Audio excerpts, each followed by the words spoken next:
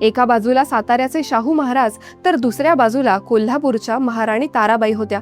अशा परिस्थितीत बाळाजींनी अत्यंत चतुरपणे धनाजी मन वळवून त्यांना शाहू महाराजांच्या बाजूने आणले।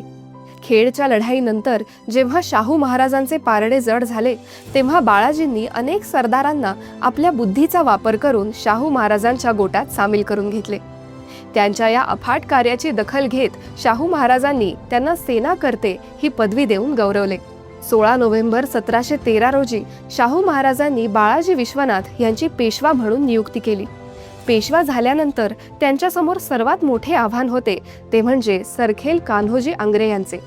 कान्होजी आंग्रे ताराबाईंच्या बाजूने होते आणि त्यांनी साताऱ्यावर स्वारी करण्याची धमकी दिली होती। बाळाजींनी तलवारीपेक्षाही शब्दांचा वापर प्रभावी ठरवला।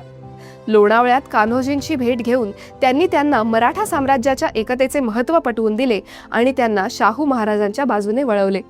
हा तह मराठी इतिहासातील एक मैलाचा दगड ठरला।